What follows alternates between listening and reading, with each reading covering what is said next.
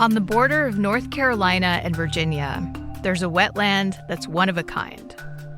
A dark, foreboding, insect-infested, almost untraversable landscape. It's a place called the Great Dismal Swamp.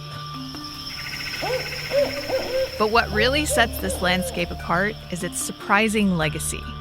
For centuries, it served as a refuge for people escaping slavery. And the same harsh conditions that gave the swamp its name protected its residents from a hostile outside world. They're leaving the world behind, and they're maintaining a view that we're going out here permanently. I'm Anissa Khalifa. This is The Broadside, where we tell stories from our home at the crossroads of the South. This week, we explore the secret world deep inside the Great Dismal Swamp.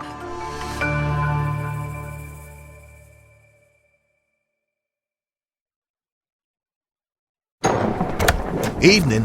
Buyer's remorse. Buy a new car? I'll be moving in. Let's get started. Sorry, I think there's been a mistake. I bought it from Carvana. You what? Yeah, great price. I even have 7 days to love it or return it. So there's no... No buyer's remorse. More like buyer's rejoice. I guess I'll let myself out. Congratulations. I mean it. Buyer's rejoice. Buy your car today on Carvana. Limitations and exclusions may apply. See our 7-day return policy at Carvana.com.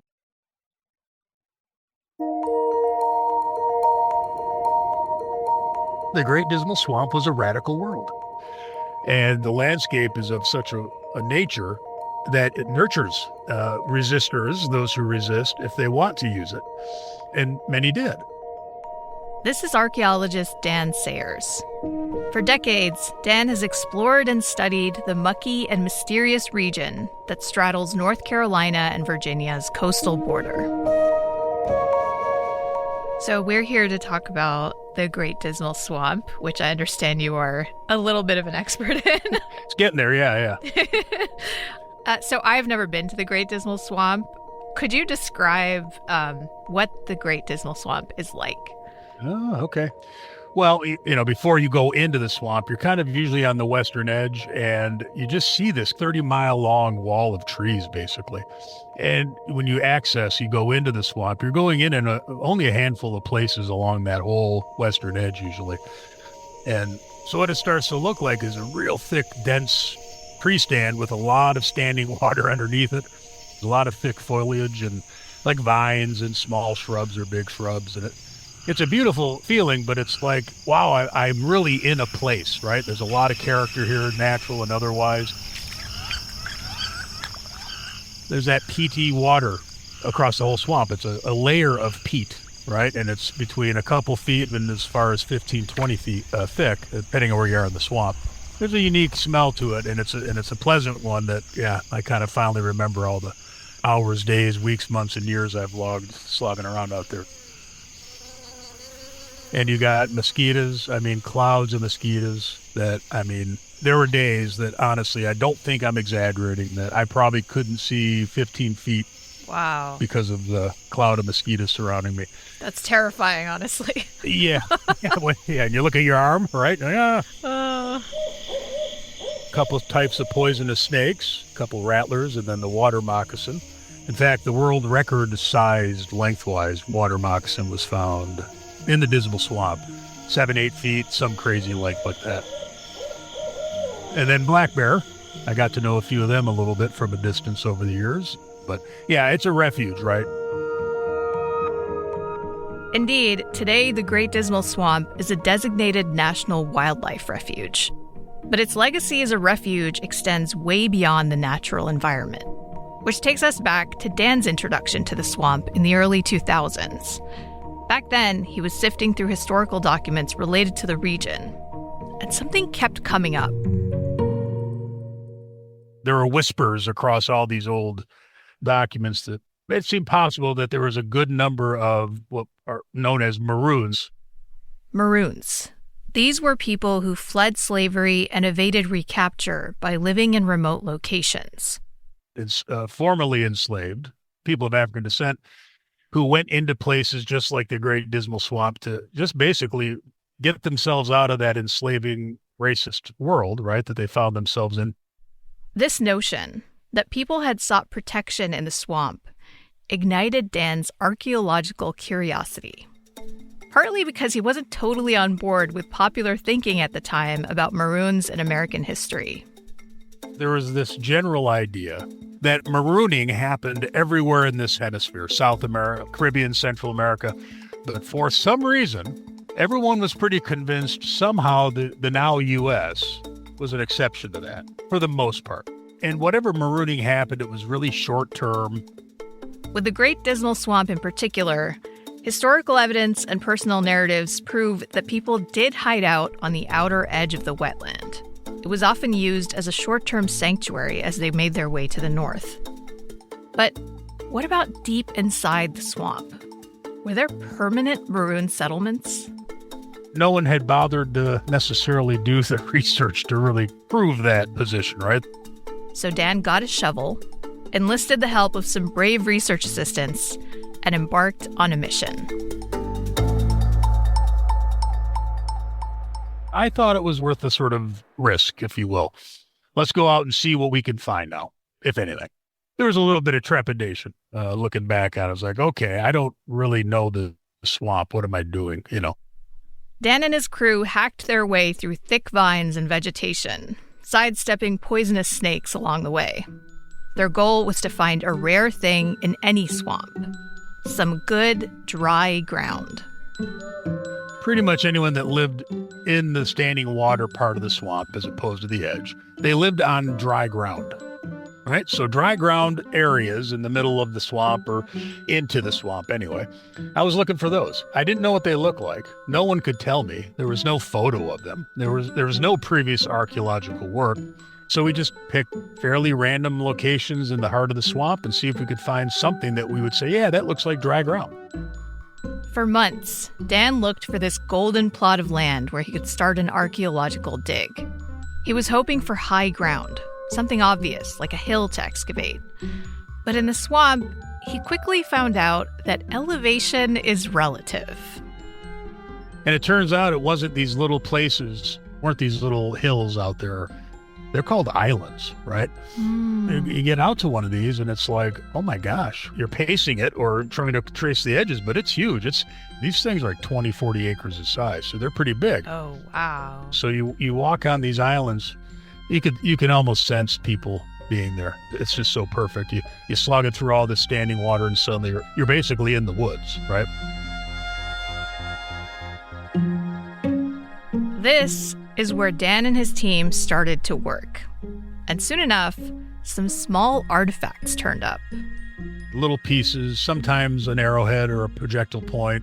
The excitement, oh my gosh, right? I remember the days when we'd find a lead shot at one of the, this is exciting. But those early finds were few and far between. It was just a light scatter. And he says that wasn't entirely surprising, because if maroons were in the swamp, they would have been people who had very deliberately left behind the outside world. So when you think about people that are intentionally leaving that world behind, the outside world, they're choosing not only to go in and live in the swamp and give it a go, but they're maintaining that separation. They're not saying, oh gosh, I really want to go back into town and get a few things. They're staying out there. And so you have one conclusion when you choose that, which is we got to make do with what the swamp provides us. Which means they used a lot of natural resources, like wood or vines from that thick underbrush, things that rot and don't leave behind much of a footprint. So where could those arrowheads and most of the other small artifacts have come from? They were the things that ancient people had left behind. Ancient Native Americans, ancient Indigenous Americans. They too went out in the swamp. Dan says for a long, long time, Indigenous people were the only ones in the swamp. It wasn't until the early 1600s that historical records show evidence of anyone else living in the area. After 1690 is when the first person of African descent, probably as a maroon, went into the Dismal. But over time, as colonial expansion pushed Indigenous people out of the region and further entrenched slavery in the South, the swamp saw more marooning visitors and fewer Native Americans. So Dan had found his hallowed dry ground. And there were clues, a mix of European and native artifacts that pointed to people who were once on the island. But were these the remnants of Native American hunting parties, maroons just passing through, or might this confirm a more long-term settlement in the swamp's deep interior? Dan kept digging, and soon got his answer. I have a very distinct memory of when I realized I had exposed a cabin. It was an aha moment. I kind of said, shake me if I'm wrong, right? Does this look like what I think of? Yeah, other archaeologists. Yeah, that's what you got there. I'd say that's when I realized we had, for sure, evidence of a permanent community out here. This was a huge discovery, and it was just the beginning. That first cabin, and then finding more and more as time went on, I was like, oh my God. It was very exciting. That's coming up after a short break.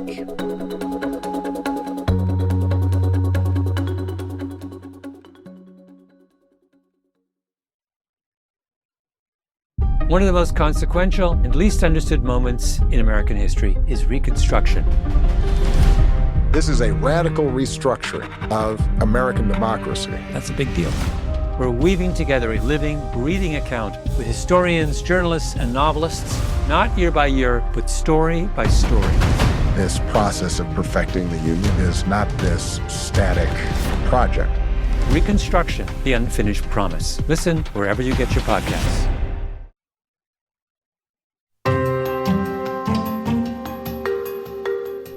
Once archaeologist Dan Sayers found evidence of a cabin deep inside the Great Dismal Swamp, more and more clues of a permanent maroon community fell into place. We'd see one of these dark stains, so a half circle or something. Oh, wow, that could be a post hole or a fire pit edge or something. And so I was finding cabin footprints, random post holes, and even a little bit later in the project found what I'm interpreting as a community defense structure. And keep in mind, Dan was only excavating one island inside a massive wetland. We're talking almost 200 square miles. There are hundreds potentially of islands out there. How much land have you excavated within the swamp? Well, let's see here. At 20-acre island, we covered about 0.00003% of it in terms of horizontal amounts we could have dug across the surface. But we dug at other sites too. So I want to say something like 500 square meters, a total excavation across 8 sites, 8 islands. From his findings, Dan made the case that a mix of maroon and indigenous communities lived on these small islands for generations. Yeah, this was a continuous occupation from about Jamestown all the way to the Civil War, at least.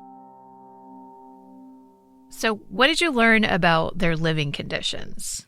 What was their way of life? When we think about basically as much as you can imagine, self-reliant community, at least, again, in the interior with the indigenous and maroon communities, it takes work, right? Self-reliance is not an easy job here. So you got on one island, you might have had 100, 150 people living.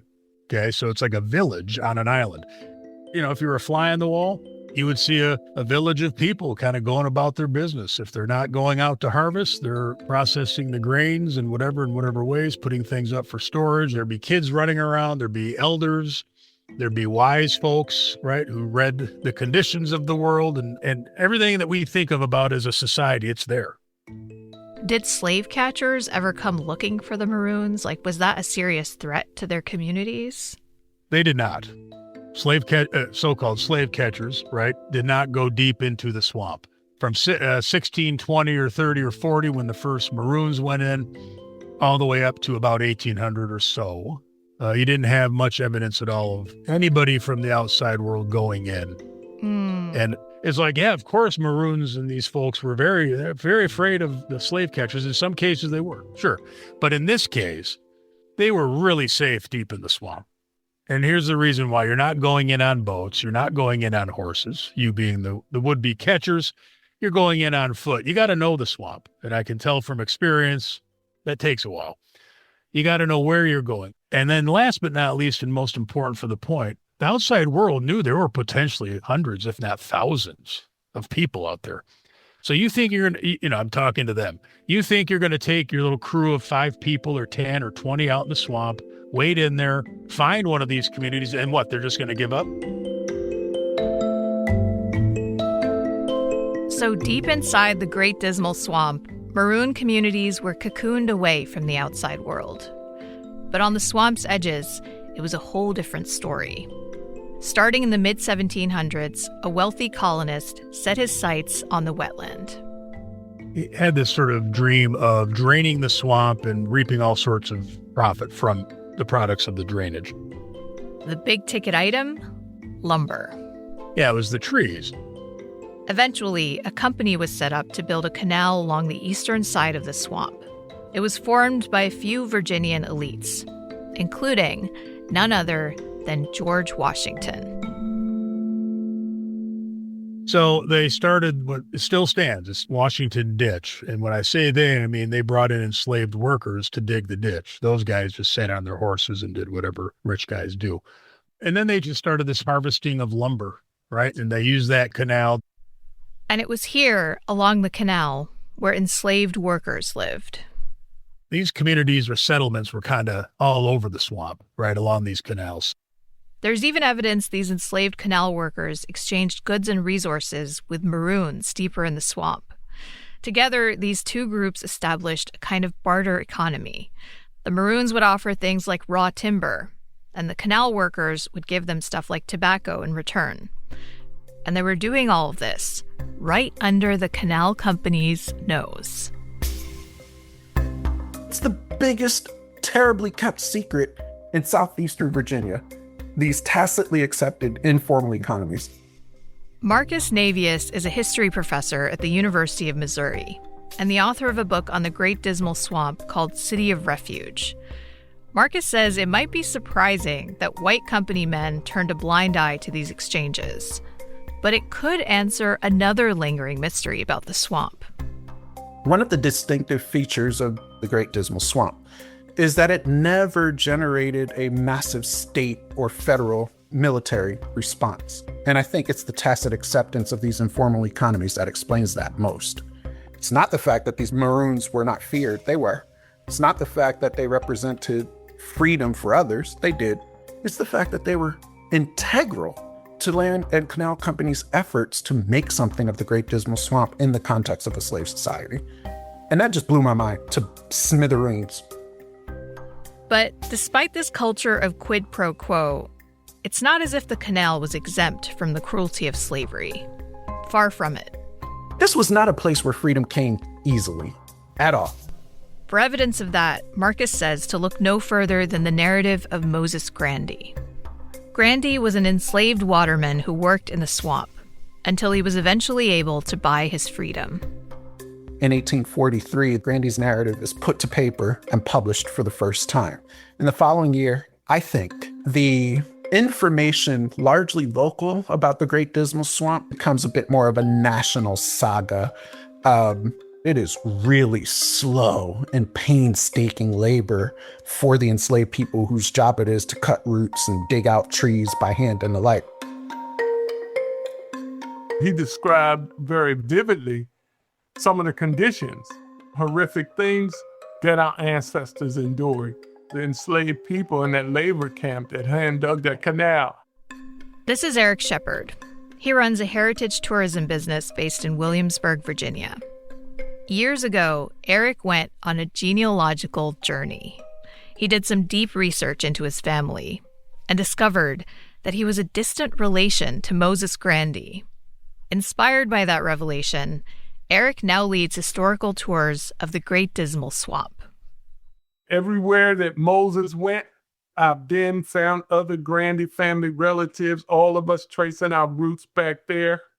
And I used to say to people, I said, all these trees around here that's been around here for hundreds of years, if those trees could talk, they could tell you certain things. So I would just share with the wind, letting the ancestors know I was looking for them. Where are you? I'm walking the same ground. It's a lot of people that have hidden or untold stories that I think Moses Grandy's slave narrative can help in healing and making sure the others are recognized and honored too for having gone through that trauma.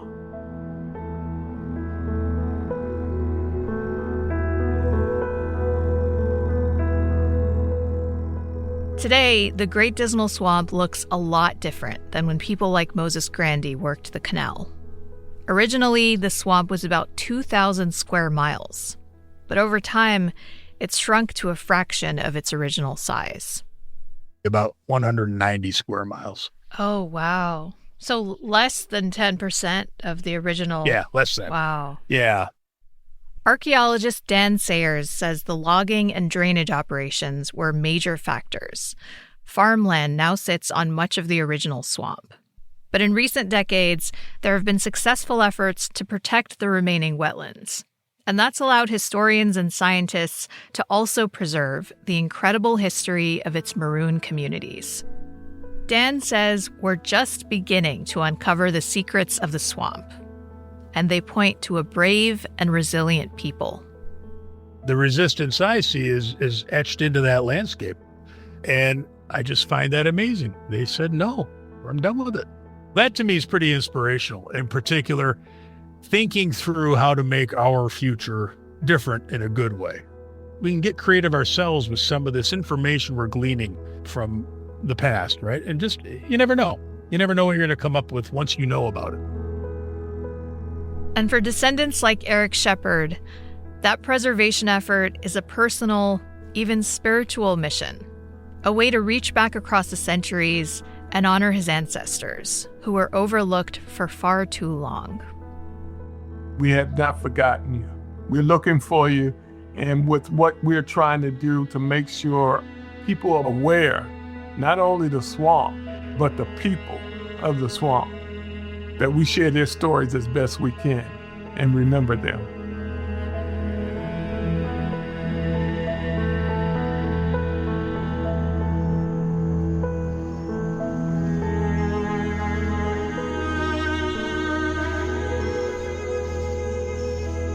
This episode of The Broadside was produced by Charlie Shelton Ormond and edited by Jared Walker.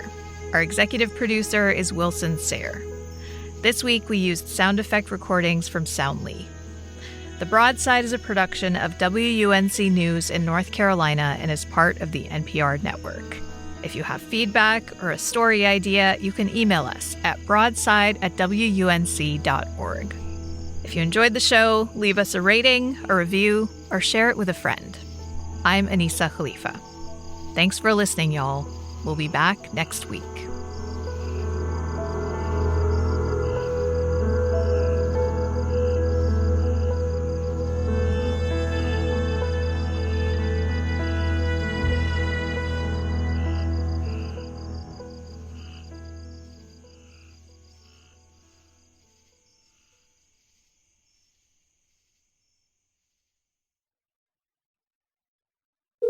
Hello, and welcome to Pluto Phone. If you know the name of the movie you'd like to see, just stream it for free on Pluto TV, where all your blockbuster favorites are landing all summer long. Catch Anchorman, The Legend of Ron Burgundy. Fantastic. Men in Black, 1 through 3. That's what I'm talking about. Mean Girls. Shut up. Titanic. I'm the king of the world. And so much more. For showtimes, press nothing. They're free 24/7. That is so fetch. On Pluto TV. Stream now. Pay never. Hi, everyone. I'm hospice nurse Julie, and I have some bad news, but also some good news. Bad news. We're all going to die. I know.